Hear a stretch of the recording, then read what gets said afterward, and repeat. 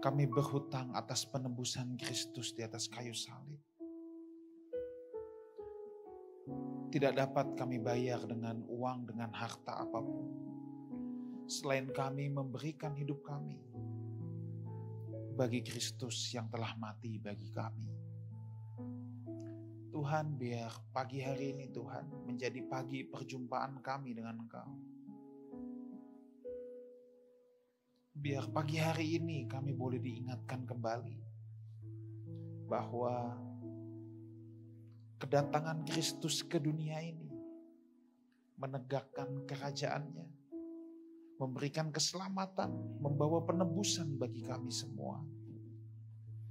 Dan biarlah Kristus yang hadir 2000 tahun yang lalu boleh nyata juga lahir dalam hidup kami. Sehingga kami tidak sekedar merayakan Natal, tetapi kami boleh merayakan Kristus lahir dalam hidup kami. Kami berdoa Tuhan, biar kebenaran firman-Mu yang lebih tajam dari pedang yang bermata dua, yang memisahkan tulang dan sumsum kami, boleh menerobosi hati setiap anak-anak-Mu pada pagi hari ini. Roh Kudus, Kau guru kami yang agung, mengajarlah di tengah-tengah kami. Terima kasih Bapa. Kami mau buka hati kami seperti tanah yang subur supaya kami siap ditaburi oleh benih kebenaran firman-Mu, dan kami berdoa benih kebenaran firman-Mu berbuah lebat dalam hidup kami. Terima kasih, dalam nama Tuhan Yesus kami berdoa, kami mengucap syukur. Sama-sama kita katakan amin. Puji Tuhan, silakan duduk. Thank you Praise and Worship Team. Tentunya kita semua diberkati. Tentunya saya mau ucapkan dulu selamat Natal, Merry Christmas bagi setiap kita, saudara yang masih hadir di tempat ini, yang masih di Jakarta, tidak pergi liburan. Saya ucapkan selamat beribadah, dan mari kita siapkan hati kita, ya, kita mau dengar kebenaran firman Tuhan. Dan pagi hari ini kita akan diberkati oleh Pastor Robson Samosir. Please. Mari kita sambut dengan meriah Pastor Robson.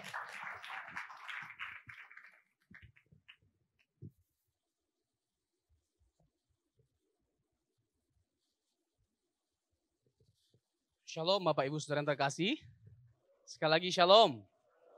Saya pertama-tama mengucapkan banyak terima kasih buat Bapak Gembala yang memberikan saya kembali kesempatan untuk saya boleh menyampaikan kebenaran firman Tuhan. Kalau nggak salah terakhir kali saya khotbah tanggal 25 Desember tahun lalu.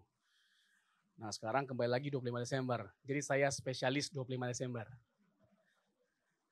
Nah hari ini saya akan menyampaikan satu kebenaran sesuai dengan tema yang diberikan, yaitu makna Natal. Kelahiran Yesus benar-benar unik dan berbeda.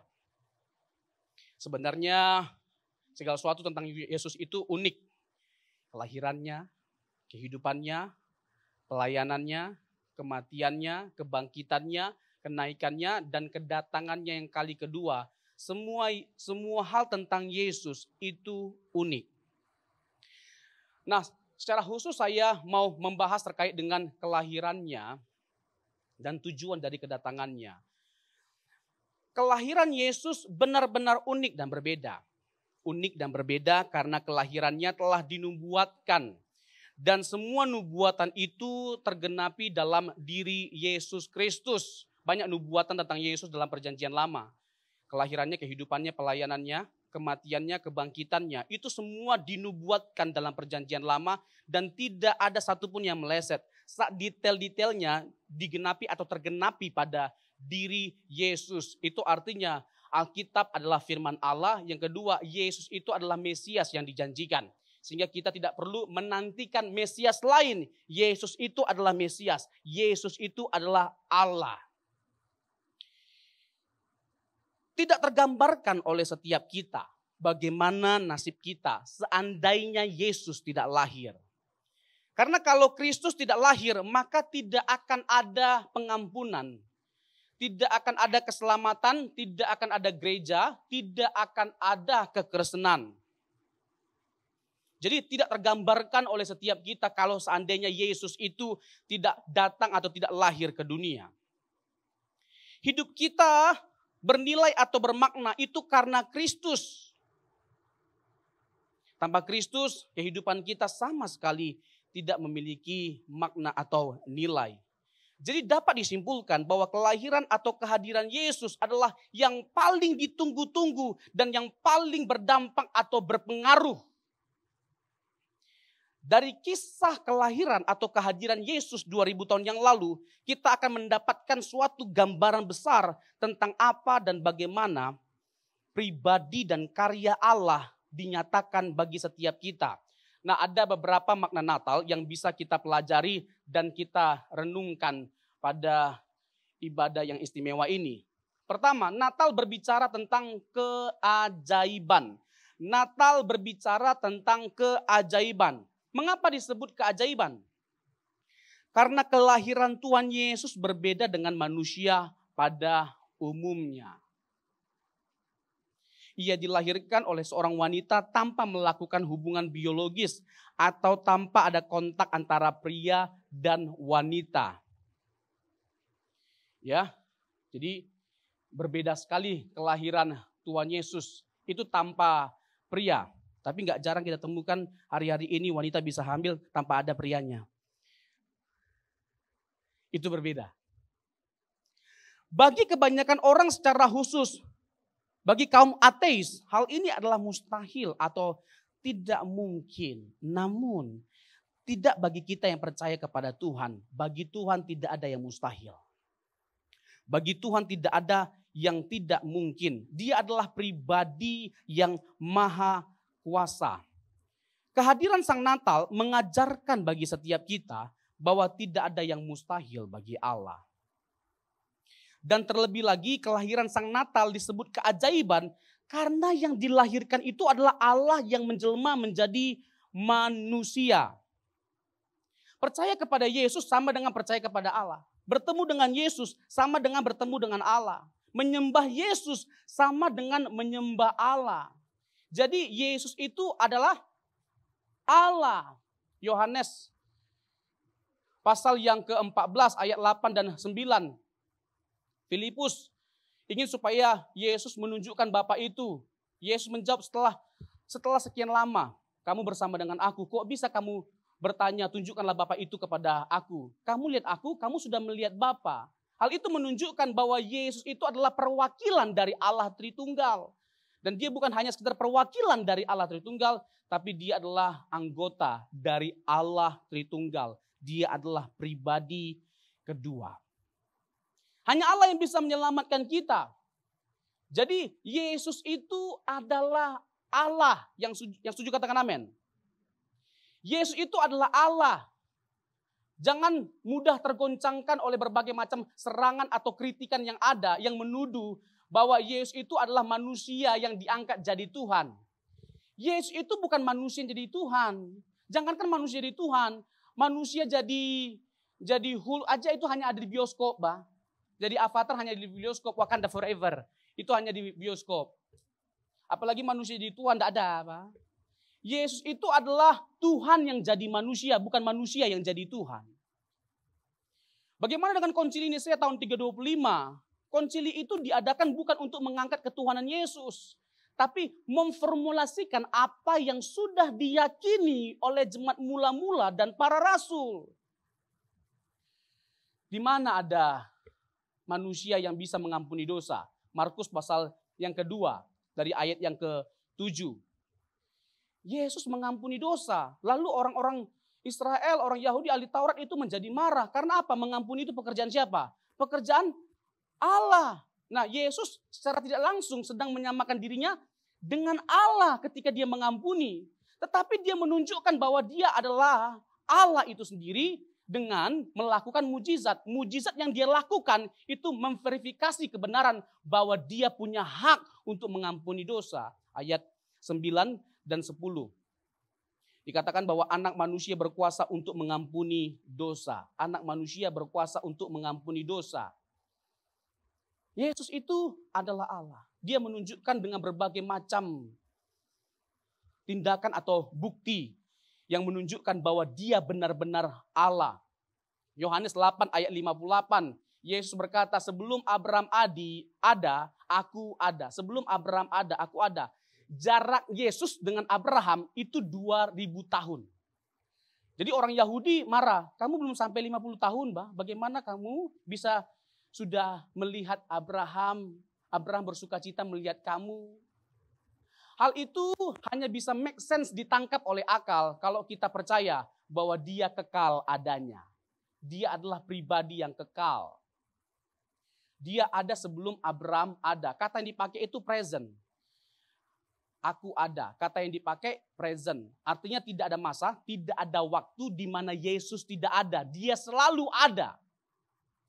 Dan dia bukan hanya mengklaim sudah ada sebelum Abraham ada. Yohanes pasal 17, dia mengklaim bahwa dia sudah ada sebelum dunia ada.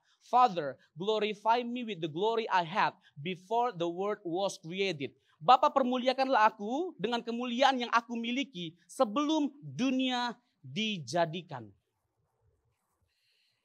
Ini semua adalah bukti yang menunjukkan bahwa dia tidak mungkin hanya manusia biasa. Dia juga mengklaim bahwa dia adalah Tuhan atas hari Sabat. Tapi kan Yesus tidak pernah berkata, akulah Tuhan dan sembahlah aku secara langsung.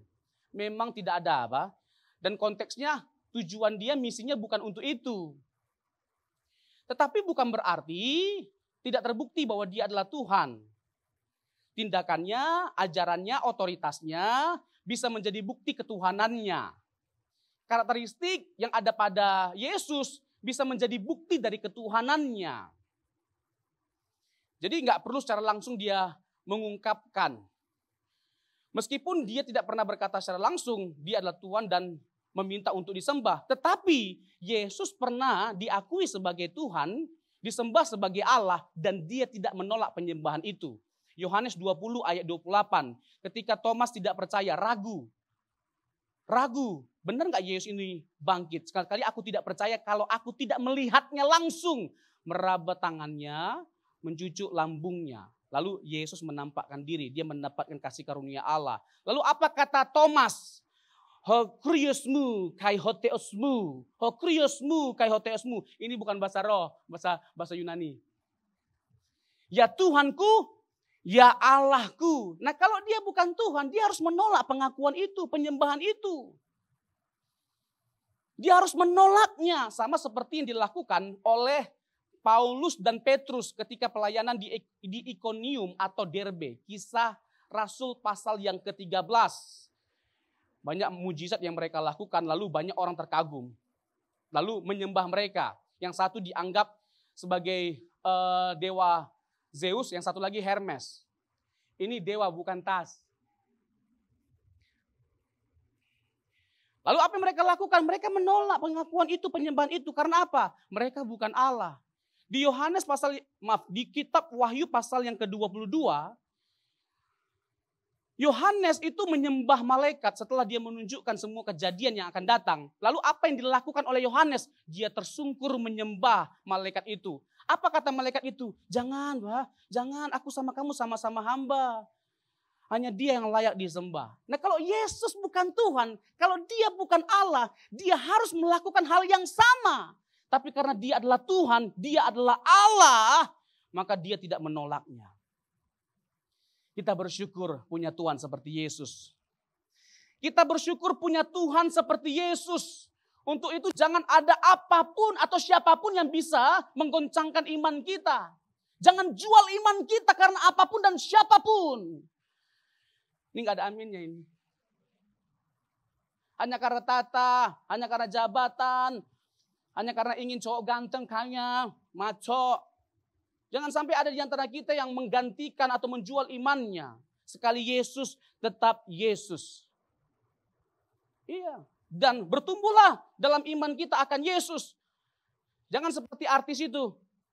Yang sudah 13 tahun jadi Kristen, lalu tinggalkan agamanya. Dulu waktu jadi Kristen dia bersaksi, aku dipeluk oleh Tuhan Yesus, aku lihat Tuhan Yesus, aku merasakan kehangatan pelukannya. Waktu 13 tahun yang lalu. Tiba-tiba dia tinggalkan imannya. Mana kesaksiannya? Yang 13 tahun yang lalu katanya ketemu dengan Tuhan Yesus. Bohong dong semuanya. Saya sih pada akhirnya gak mempersoalkan dia tinggalkan imannya.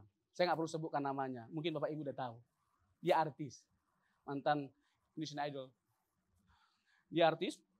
Dia tinggalkan imannya, saya nggak persoalkan pada akhirnya. Yang saya sedih itu, tahu nggak apa? Alasannya. Alasannya itu menyedihkan. Kenapa kamu kembali lagi dengan agama lamamu? Iya, saya sedih, saya takut. Nanti bagaimana kalau saya meninggal, siapa yang mandiin? Lah, kok masalah mandi dipersoalkan, Bang? Nggak sekalian samponya dipersoalkan? Nanti pakai bulu mata anti badai ke apa? Pakai Rexona? Nggak sekalian dipersoalkan. Kalau sudah mati udah selesai, Bang, urusan kita, Bang. Jiwa langsung masuk surga, Bang. Mayat kita mau diurus nggak diurus, dibuang ke laut juga nggak jadi masalah, Bang. Yang penting jiwa kita selamat, amin. Masuk surga itu yang paling penting. Dengan sungguh-sungguh kita memperkarakan iman kita kepada Yesus, mencintai Tuhan Yesus dengan radikal. Kita mengikuti jejaknya, teladan hidupnya. Bagaimana dia hidup, seperti itu kita hidup. Itu yang harus kita lakukan. Kalau masalah keselamatan itu pasti. Gak usah dipersoalkan. Sama-sama katakan pasti. Sama-sama katakan pasti.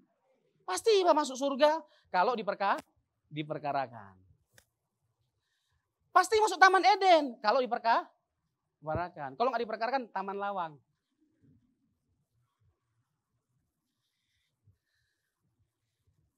Jadi Yesus itu adalah Tuhan. Yesus itu adalah Allah. Jangan ada apapun yang bisa menggoncangkan iman kita, menggeser iman kita akan Kristus.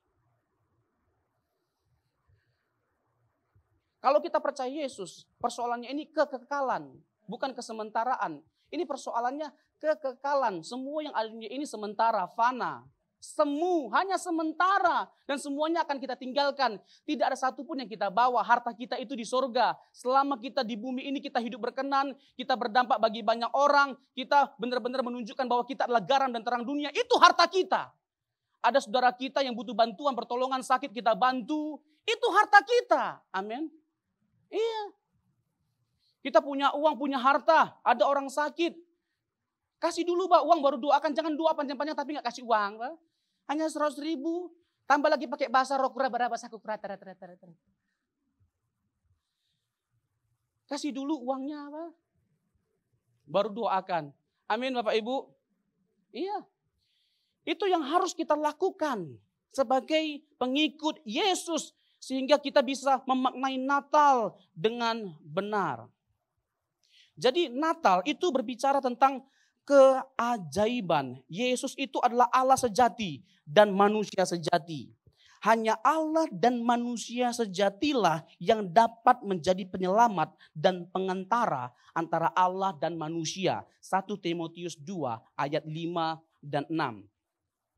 Jadi yang pertama, Natal itu berbicara tentang keajaiban. Yang kedua, Natal itu berbicara tentang peperangan, war. Peperangan. Dalam Kejadian 3 ayat 15, ayat ini disebut sebagai proto-evangelium oleh seorang bapak gereja yang bernama Irenaeus. Yang artinya adalah ayat penginjilan pertama sekali. Kejadian 3 itu berbicara tentang kejatuhan manusia dalam dosa. Di Kejadian 3, di pasal yang sama, Tuhan menyatakan janji keselamatan bagi umat manusia dengan akan menghadirkan seorang juru selamat di mana keturunan dari perempuan itu akan menginjak kepala ular. Ular itu akan menginjak tumitnya. Dan Tuhan melakukan hal ini ketika dia disalibkan. Salib adalah lambang dari kemenangan. Tadinya salib itu adalah lambang dari kutuk. Mengapa Yesus disalib? Karena kita adalah orang-orang yang terkutuk karena kejatuhan dalam dosa. Nah, salib adalah lambang dari kutukan. Sehingga itulah alasan mengapa dia dihukum dengan cara disalibkan. Galatia pasal yang ketiga, terkutuklah orang yang disalibkan. Jadi Yesus menjadi terkutuk, menjadi terhina, terhukum karena kesalahan kita. Bukan karena kesalahannya. Jadi Kejadian 3 ayat 15 itu Allah menyerukan peperangan dengan kuasa kegelapan. Salah satu cara kita meringkas cerita besar Alkitab adalah dengan melihatnya sebagai peperangan antara ular dan keturunan perempuan. Iblis tahu bahwa Allah bekerja dalam sejarah. Iblis tahu bahwa Allah sudah mengikatkan janjinya dengan orang tertentu dari keturunan Raja Yahudi tertentu. Orang ini bukan saja harus dari keturunan perempuan, tetapi juga keturunan Abraham dan Sarah. Selain itu dia juga harus dari suku Yehuda, keturunan Raja Daud. Jadi iblis memusatkan perhatiannya untuk menjegal benih mesianis di berbagai titik di sepanjang garis keturunan keluarga itu. Dan kita bisa melihat upaya yang luar biasa yang dikerjakan oleh iblis atau kuasa kegelapan untuk menggagalkan rencana Allah dalam menyelamatkan setiap kita melalui anak tunggalnya. Seperti pada waktu Fir'aun membantai bayi laki-laki orang Ibrani, Herodes pun berusaha melakukan pembantaian serupa di Bethlehem ketika Yesus lahir. Ironisnya, Allah menyelamatkan anaknya bersama Yusuf dan Maria, ibunya, dengan menyuruh mereka menyingkir ke Mesir.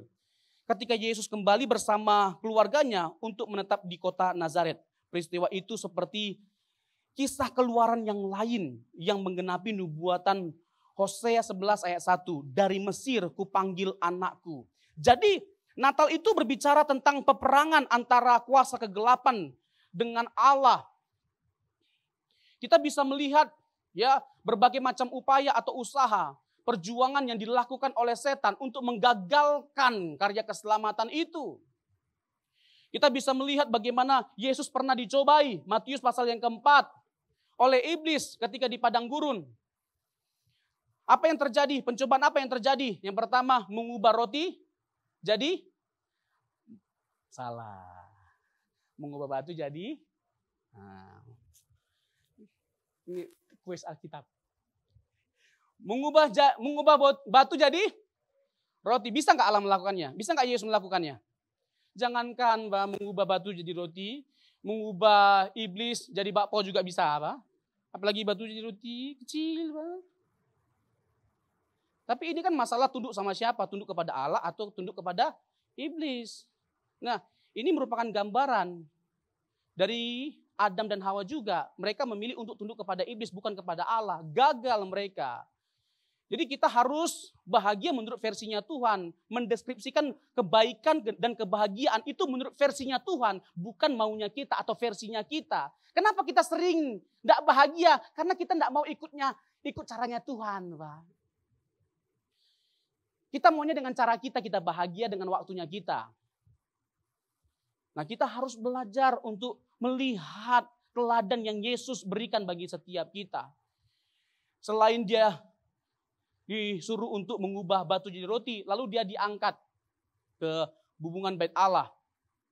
Lalu disuruh apa? Menjatuhkan dirinya. Supaya apa? Ditatang oleh para malaikat. Yesus tidak melakukan hal itu. Terakhir dia disuruh apa? Menunjukkan semua kemegahan dan keindahan dunia. Lalu sembahlah aku dan aku akan memberikan dunia. Kurang ajar sekali gak iblis ini? Dia makhluk, dia ciptaan. Menyuruh pencipta untuk menyembah dia. Gimana apa ceritanya? Kurang ajar sekali. Tapi memang setan itu memang punya kekuatan yang luar biasa. Jangan main-main. Jangan menganggap remeh setan. Makanya saya nggak suka sama lagu sekolah minggu tuh. Dong, ada iblis di bawah kolong. Hatiku mau dicolong. Oh Tuhan segera colong. Ngapain iblis di bawah kolong? Kayak kurang kerjaan. Itu enggak alkitabiah. Jangankan kita, Pak. Yesus aja dia cobai, apalagi kita, Pak. 2 Korintus 12, itu Paulus dicobai oleh siapa? Oleh utusan iblis, bukan iblis loh. Baru utusan iblis aja sudah tergocoh Paulus. Itu baru utusan. Paulus hebat enggak?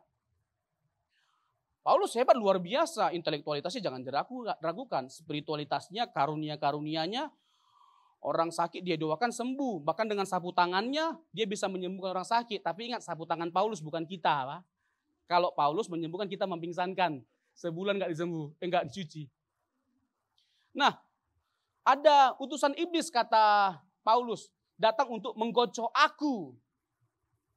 Ini bukan main-main. Setan itu punya kuasa. Nah itu sebenarnya menarik ya kalau kita lihat 2 Korintus pasal yang ke-12 itu. Ada pelajaran yang mahal yang bisa kita petik. Kita bisa sangat terberkati kalau kita merenungkan pengalaman Rasul Paulus itu. Ya, di mana dikisahkan bahwa 14 tahun yang lalu dia dibawa Tuhan ke sorga. Dibawa Tuhan ke sorga. Tetapi tidak dengan mudahnya dia menyombongkan kesaksiannya. Menyaksikannya kemana-mana. Dia tahan sampai 14 tahun loh. Hal itu bisa membuat dia menyombongkan diri sebenarnya. Makanya Tuhan kasih duri dalam daging supaya dia apa? Tidak menyombongkan diri. Kalau sekarang mudah kali orang bersaksi, aku naik turun surga. Tuhan Yesus turun sekali, naik sekali. Bah, kamu naik apa? Naik turun surga. Naik lift kah? Iya kan? Naik sekali, naik turun surga, eskalator. Ada-ada aja. Tuhan kasih sesuatu yang menyakitkan. Sesuatu yang tidak enak, sesuatu yang tidak menyenangkan. Tapi pada akhirnya dengan kedewasaan Paulus menyadari bahwa itu diizinkan Tuhan, tujuannya untuk mendatangkan kebaikan bagi Paulus. Supaya dia tidak menyombongkan diri. Kesombongan adalah awal dari kehancuran. Tuhan tidak ingin Paulus mengalami kehancuran dengan menyombongkan diri. Untuk itu lebih baik Tuhan menghajar Paulus. Dan Paulus mau memberi diri untuk dihajar oleh Tuhan. Barang siapa ku kasih, ia kutegur dan ku hajar. Tuhan tidak ingin kita hancur. Ada banyak hal dalam hidup ini yang membuat kita bisa hancur. Dan tidak jarang Tuhan menghajar kita supaya apa? Kita tidak hancur. Kalau Tuhan menghajar kita, itu artinya Tuhan sayang sama kita. Kalau kita terus berbuat dosa, Tuhan gak lagi hajar kita. Itu artinya Tuhan sudah mulai tidak sayang. Jadi percayalah bahwa dalam segala hal Tuhan mendatangkan kebaikan bagi setiap kita. Kesimpulannya jelas. Yesus sudah memenangkan peperangan itu. Kerajaan iblis jelas sudah dikalahkan. Namun masih ada pertempuran kecil yang harus kita hadapi. Kita adalah para pewaris Kristus. Gerejanya kini dapat menjarah istana iblis dan membebaskan para tawanannya. Iblis sudah diikat sehingga ia tidak lagi dapat menipu bangsa-bangsa dan Injil dapat mengalami keberhasilan dengan kuasa Roh Kudus. Dengan kuasa apa kita bisa menaklukkan setan? Bukan salib, bah. Salib, setan tidak takut sama salib. Itu pembodohan dari TV-TV. Vampir takut sama salib. Kalau setan takut sama salib, berarti setan takut sama tiang jemuran. Karena berbentuk salib, bah. Sama tiang listrik, bah. Setiap kali terbang nyangkut. Setan tidak takut dengan salib. Setan takut dengan pribadi yang disalibkan 2000 tahun yang lalu. Dan para pengikutnya yang percaya dan memberikan hidupnya kepada Yesus yang tersalib. Itu setan takut. Yakobus 4 ayat 7. Tunduklah kepada Allah, lawanlah si iblis, maka dia akan. Tapi kenyataannya yang lari siapa? Enak kali memang jemaat Live House ini jujur-jujur. Yang lari siapa? Kita. Iya. Kadang-kadang masih aja ada orang yang takut ya kan. Jam 2 malam minta ditemani sama suami untuk kencing ke belakang. Bangun, kencing. Tapi kalau di gereja nyanyinya iblis keinjak-injak, iblis keinjak-injak. Apa diinjak-injak? Apa? Ya kan? Kalau di gereja ngakunya aku anak Allah. Sampai di kuburan, maaf anak babi mau lewat. Ya kok jadi anak babi? Di gereja anak Allah apa? Kok tiba-tiba anak babi mau lewat? Apa? Jadi kita harus percaya bahwa kita adalah orang-orang yang telah diberi kuasa oleh Tuhan. Kita harus tunduk kepada Dia dengan cara seperti itu. Kita bisa menaklukkan kuasa kegelapan. Karena hal yang serupa yang dilakukan oleh Yesus menaklukkan kuasa kegelapan. Si iblis dengan jalan memiliki ketundukan 100% terhadap Allah. Itu yang harus kita lakukan. Spirit itu yang harus kita warisi.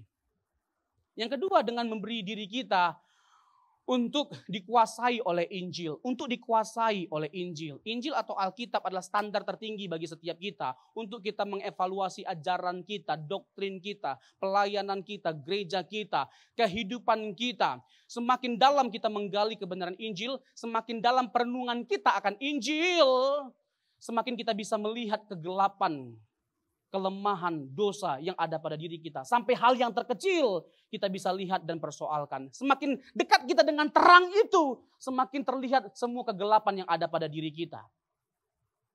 Untuk itu, mari setiap kita punya waktu yang khusus untuk kita membaca Alkitab. Punya waktu yang khusus baca Alkitab. Beli Alkitab baru, baca seperti yang dilakukan atau digalakkan oleh Bapak Gembala kita. Pembacaan kitab suci. Masih berjalan ya Pak Gembala ya? Coret-coret Alkitab kita apa? Semakin kotor Alkitab kita, semakin bersih hati dan pikiran kita. Semakin bersih Alkitab kita, semakin kotor hati dan pikiran kita. Pertanyaan saya, Alkitab Bapak Ibu bersih atau kotor?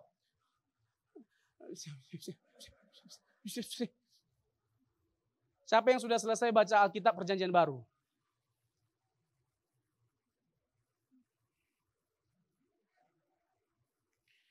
Perjanjian Lama? Dua-duanya? Luar biasa memang cuma Levos ini ya. Berikan tepuk tangan bagi Tuhan kita. Emas sekali tepuk tangannya, Pak. Padahal ini Natal, Pak. Tenang Bapak Ibu, habis ini kita makan di rumah masing-masing.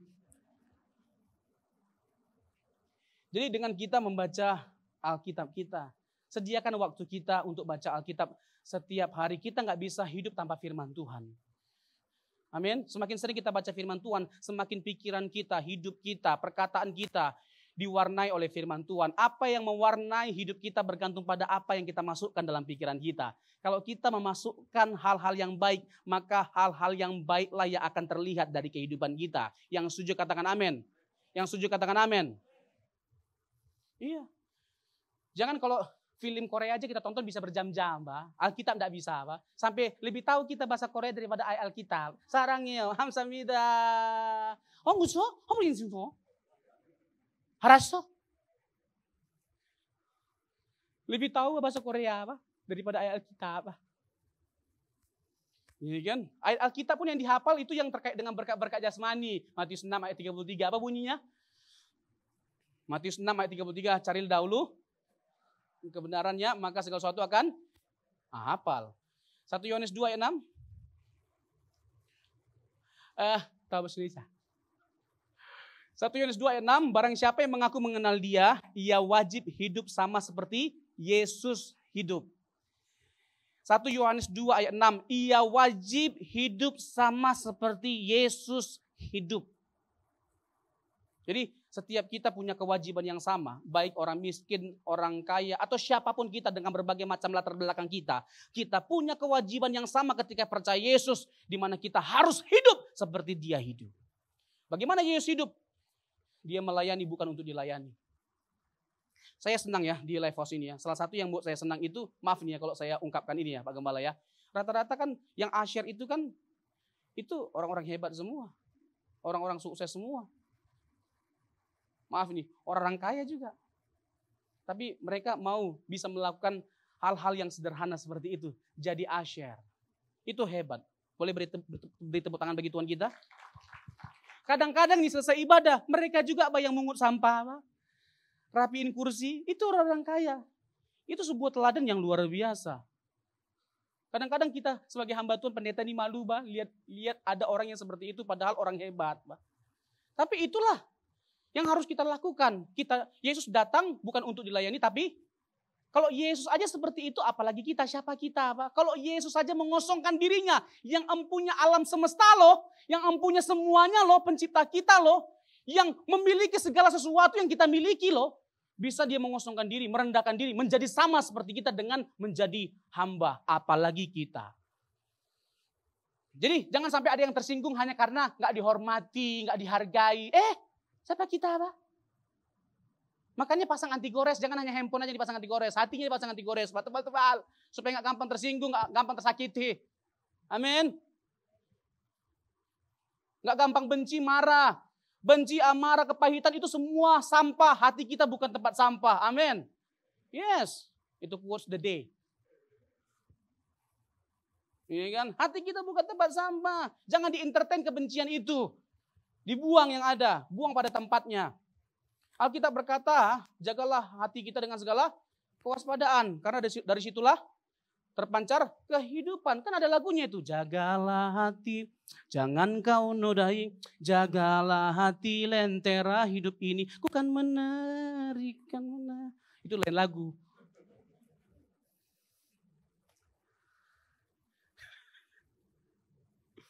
Aduh Tuhan. Jadi Bapak Ibu Saudara yang terkasih, kita harus dengan sungguh-sungguh memberi diri kita untuk dikuasai oleh Injil dan Roh Kudus. Dan ciri utama dari seseorang yang dikuasai oleh Roh Kudus, itu menghasilkan buah roh, bukan berbahasa roh. Tidak bisa bahasa roh, jangan berkecil hati, tidak jadi masalah. Tapi masalahnya Pak, ada yang ngajarkan, Kalau nggak bisa bahasa roh, nggak dewasa rohani. Di mana ayatnya? Kalau nggak bisa bahasa roh, nggak masuk surga. Karena nanti di surga bahasa roh, nggak ada di Alkitab. Nggak ada.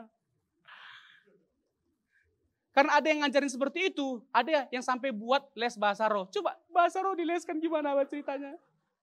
Bilang di, bilang dada, gabungkan dadi, dada, di, dada, dadi, dada. Bahasa roh dileskan. Saya bukan anti bahasa roh, saya bahasa roh. Iya, kadang-kadang ya maaf nih ya, nggak sedikit bahasa roh itu palsu. Karena apa? Bisa sama semua. Depan laba-laba sampai belakang laba-laba semua. Spiderman, satu ruangan jadi Spiderman. Aduh, ada aja. Saya bukan anti bahasa roh. Tapi saya nggak setiap kali ibadah bahasa roh. Jarang, Pak. Sekali-sekali aja. Yang paling penting itu kalau kita dipimpin oleh roh, bukan berbahasa roh, menghasilkan buah roh. Untuk apa kita bisa berbahasa roh tapi nggak menghasilkan buah roh? Amin. Mana kasih kita? Jangan hanya jago berbahasa roh. Mana kasih kita? Mana kebaikan kita? Mana kelemah lembutan kita? Itu semua dong yang diperkarakan kalau kita berbicara tentang Roh Kudus. Dan Roh Kudus itu adalah pribadi dan Allah. Sering Roh Kudus digambarkan sebagai api, air, merpati. Tapi itu hanya gambaran. Roh Kudus bukan api, bukan air, bukan merpati. Dia pribadi, dia Allah. Dia sama seperti Bapa. Sebagaimana Bapa itu maha besar, maha kuasa. Begitu juga dengan Roh Kudus. Dan kebesaran dan keagungan Allah ada pada kita ketika Roh Kudus dicurahkan bagi setiap kita. Yang setuju katakan amin. Berikan tepuk tangan bagi Tuhan kita. Natal juga berbicara tentang apa? Pengharapan. Kita semua adalah orang-orang yang tidak berpengharapan ketika jatuh ke dalam dosa. Nah, kehadiran Yesus untuk memberikan pengharapan bagi setiap kita. Tidak ada yang lebih mengerikan selain kehilangan pengharapan.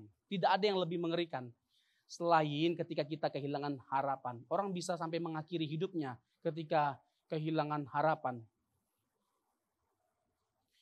Yang ketiga, Natal itu berbicara tentang pembebasan. Kebebasan adalah hal yang dinantikan oleh banyak orang. Secara khusus masa pandemi sejak tahun 2020 awal sampai sekarang telah menempatkan banyak orang dalam penjara. Sebagian orang terpenjara dalam kesedihan karena kehilangan orang yang mereka kasihi. Dan saya juga mengalami hal yang sama di masa pandemi. Sebagian lagi terbelenggu dalam kekecewaan dan keputusasaan karena pekerjaan dan keluarga mengalami goncangan besar.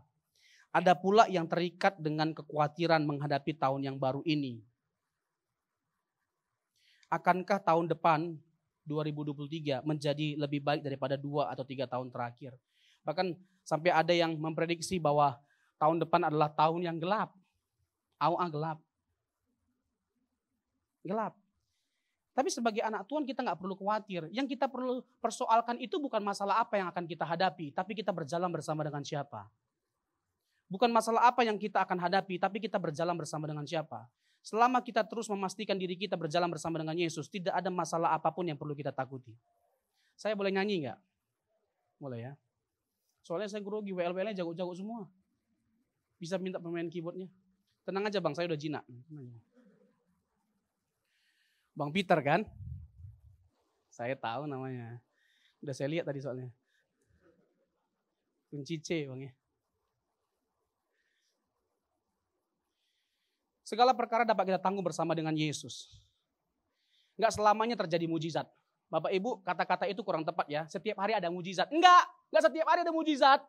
Siapa di antara kita yang doanya pernah enggak dijawab oleh Tuhan? Ada?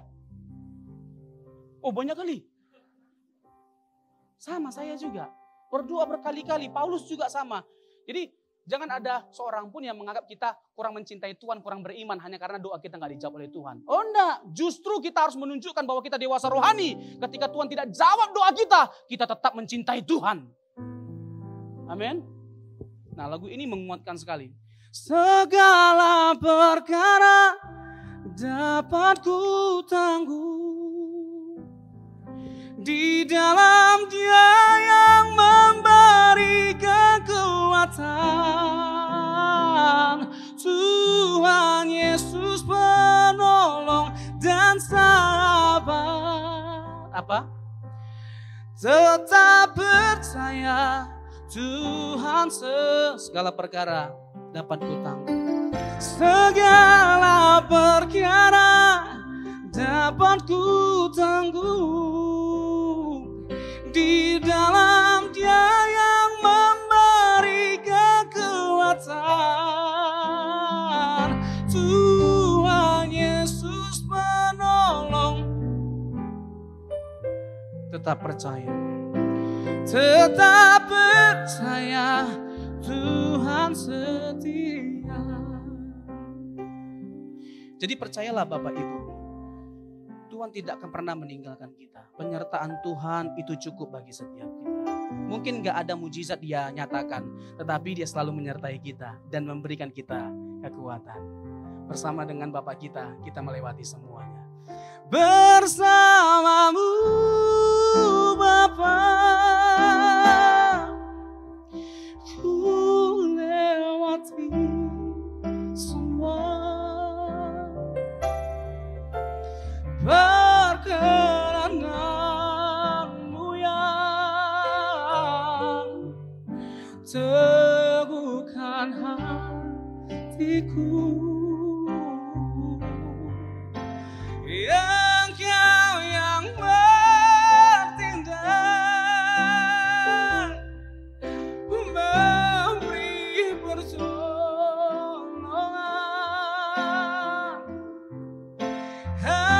Anugerah-Mu besar berlimpah bagiku. Saya boleh nanya nggak Bapak Ibu? Kamu nanya?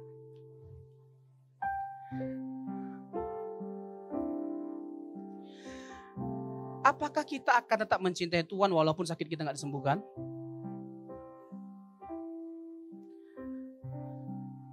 Apakah kita akan tetap mengasihi Tuhan, percaya kepada Tuhan, melayani Tuhan walaupun mujizat nggak dinyatakan? Walaupun kita nggak diberkati? Luar biasa memang Jemaat Lifehouse ini. Kasih tepuk tanganlah dulu, aduh hebat kali. Saya suka lagu zaman dulu ya. Kunci C lagi Bang ya. Iya, ini kuncinya abnormal semua memang. Lu suka dengan lagu zaman dulu ya. Ada satu lagu yang dulu suka dinyanyiin sama gereja Pentakosta waktu miskin-miskinnya. Kalau sekarang udah kaya-kaya. Padahal lagu ini sangat memberkati. Meskipun saya susah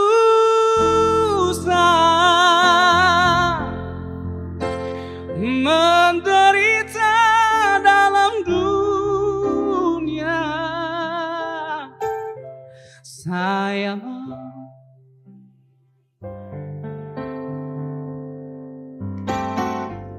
sampai selama-lamanya. Sekali lagi ya, meskipun pikul salib. Meskipun pikul salib, sangkal diri tiap hari. Sayang,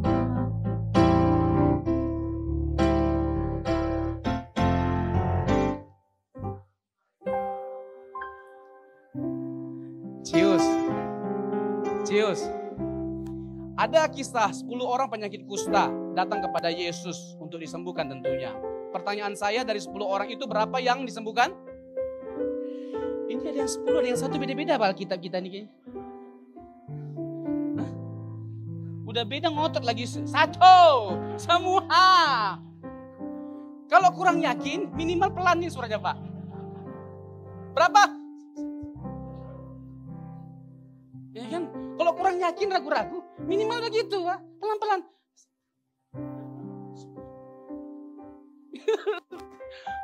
Dari 10 orang penyakit kusta, berapa orang disembuhkan? Masih ada yang 1 loh. Bisa, dengan ada saksi Yehova di sini.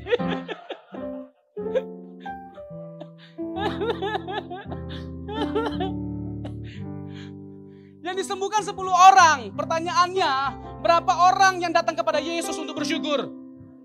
Nah, ini kompak jawabannya, berpaten. Dari tadi kayak.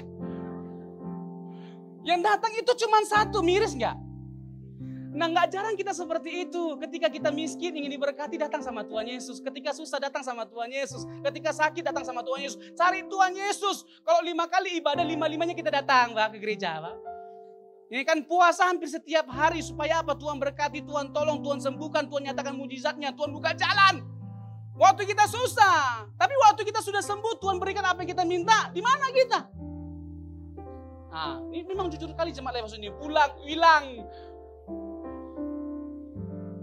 Kebanyakan seperti itu, hilang. Jadi kalau kita kaya lalu tinggalkan Tuhan jadi binasa, lebih bagus kita miskin. Kan gak terima kan? Gak terima. Daripada kita disembuhkan lalu tinggalkan Tuhan Yesus, lebih bagus kita gak usah disembuhkan. Tapi lebih bagus disembuhkan, diberkati, ikut Tuhan Yesus. Saya tahu apa yang di hati Bapak Ibu. Karena kita sama. Ini waktunya masih lama Pak Gem ya. 2,5 jam.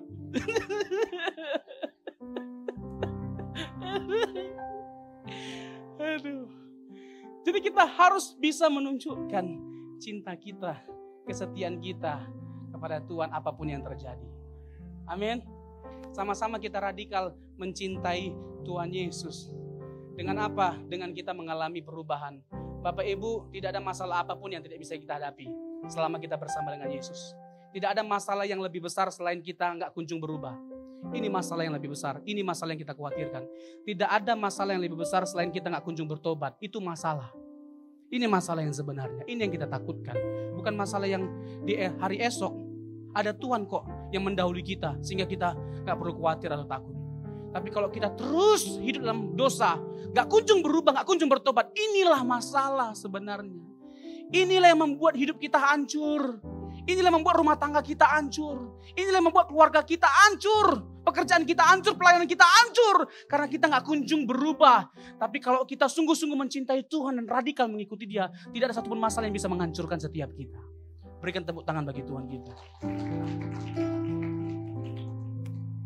Jadi pertobatan itu perlu. Yesus datang bukan hanya untuk memberikan keselamatan, penebusan, kehidupan kekal bagi setiap kita. Dia membawa perubahan. Dan Dia ingin supaya kita mengalami pertobatan. Injil itu bukan hanya berbicara tentang apa yang Allah perbuat bagi setiap kita. Itu masih setengah Injil, masih setengah kebenaran. Injil juga berbicara tentang apa yang Allah ingin untuk kita perbuat dalam hidup kita. Di mana kita mencintai Dia seperti Dia mencintai setiap kita. Semuanya tanpa terkecuali. Ini menjadi pergumulan kita bersama. Bagaimana kita menyambut Sang Natal dengan kita terus menghiasi diri kita. Kita mempelai wanita. Kita mempelai wanita. Dia mempelai pria. Sebagai mempelai wanita, apa yang harus kita lakukan? Ketika kita sedang melakukan pernikahan misalnya ya, kita menjadi mempelai, ya kan, kita menjadi princess dalam waktu 1 hari, ya kan, begitu Piao Liang, cantik, dandani semuanya, menghiasi diri kita begitu luar biasa. Nah, itulah yang harus kita lakukan, menghiasi diri kita sebelum mempelai pria itu datang kali kedua, sebelum mempelai itu datang kali kedua. Pak, ada bapak nggak di sini? Pak, mari kita berubah. Amin Pak. Iya. Jangan sampai ada Will, wanita idaman lain.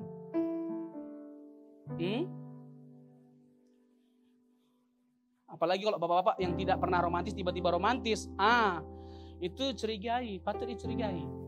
Tapi jangan sedikit karena romantis langsung, kamu selingkuh ya. Jangan juga. Pak. Kita mau berubah. Semua tanpa terkecuali termasuk saya. Kita sama-sama berkomitmen untuk berubah. Anak-anak muda, ya kan? Jangan tunggu tua baru bertobat, Bah. Nanti aja aku sungguh-sungguh mencintai Tuhan ketika tua. Kalau sampai tua, kalau besok mati, ya kan? Dewasa itu pilihan, tua itu mutlak.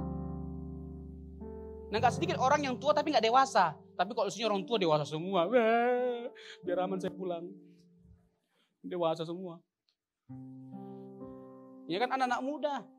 Mari dengan di masa muda kita jadi berkat dari sejak muda. Jangan hanya jago quotes. Kan anak muda ini kan lagi ngetren-ngetrennya jago banget kalau quote. Kalau quotes itu indah kali. Hidupku tidak ada artinya tanpa Yesus.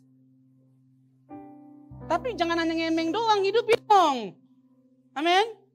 Tapi kalau pacaran bebas, pergaulan bebas, pakai narkoba, ini dan sebagainya macamnya. Gimana mau jadi teladan seperti itu? Ya kan? Kalau kita mau pacaran nggak jadi masalah. Silakan aja. Nggak salah kok dengan pacaran. Tapi hati-hati. Kita mau jaga kekudusan. Amin. Iya, yang cewek-cewek jangan mau tergoda apapun kata-kata pria buaya darat. Tempatkan buaya pada tempatnya di sungai bukan di darat. Ya kan, jangan mudah tergoda. Kamu tahu nggak? Tinta apa yang nggak bisa pudar? Tintaku padamu. Kamu tahu nggak kenapa pelangi itu sebelah? Karena sebelah lagi di mata kamu. Kamu tahu nggak perbedaan kamu sama angka 9? Kalau 9 itu 9, kalau kamu main. Waktu pacaran, yang kamu tahu nggak? Aku nggak punya apa-apa. Aku hanya punya kamu. Terus cewek Els meleleh, toti. Pas nikah berkeluarga marah-marah dia. Papi keterlaluan, apa-apa nggak punya, mobil nggak punya, rumah nggak punya, uang nggak punya. Loh, waktu pacaran aku udah jujur sama kamu. Aku bilang aku nggak punya apa-apa, kamu bilang toti. Buka mata lebar-lebar, persoalkan apakah dia mencintai Tuhan sungguh-sungguh atau tidaknya. Bukan hanya seiman, tapi sungguh-sungguh mengasihi Tuhan. Banyak orang yang seiman tapi gak sungguh-sungguh mengasihi Tuhan. Capek hati nanti lah. Capek, bener. Iya, nasi sudah jadi bubur, udah makan aja, Pak. Kasih cakwe, ke telur, kasih daun-daun biar tambah enak. Pak. Udah nikmati aja. Pak. Jangan menyesal di kemudian hari. Jangan bilang begini, kamu dapat aku itu anugerah, tapi aku dapat kamu musibah. Jangan, Pak. Pak Pendeta nanti langsung konseling sama Pak Gembala, Pak Wigan. Pak Gembala, iya kenapa? Itu suami aku. Kenapa? Ya aku pikir dia pangeran, ternyata kolor hijau, Pak Pendeta. Yang cowoknya juga begitu, Pak Pendeta konseling. Aku pikir dia bidadari, ternyata aku tilanak, Pak Pendeta. Sami mawon. Nasi sudah jadi bubur makan, Pak. Jadi mari Bapak Ibu, semua kita tanpa terkecuali, kita sungguh-sungguh menyerahkan hidup kita. Kita harus memaknai Natal ini dengan baik, dengan benar. Kita berfokus pada pemulihan diri dan relasi kita. Kalau ada suami yang selama ini kurang jadi berkat dan kurang sungguh-sungguh mengasihi istri dan anak-anaknya, ini waktunya untuk kita melakukan pemulihan hubungan. Mulai mempraktikkan kebenaran dari rumah. Kebenaran dan kasih kita praktekkan dari rumah. Yang ada hanyalah kemunafikan kalau kita bilang bahwa kita baik di luar sana, kalau kita nggak baik sama suami dan istri. Mulai dari rumah. Dan biarlah kiranya kebenaran firman ini terus memberkati, mengingatkan, menegur, dan kita hidupi sehingga nama Tuhan dipermuliakan. Tuhan memberkati. Mari kita bangkit berdiri di hadapan Tuhan.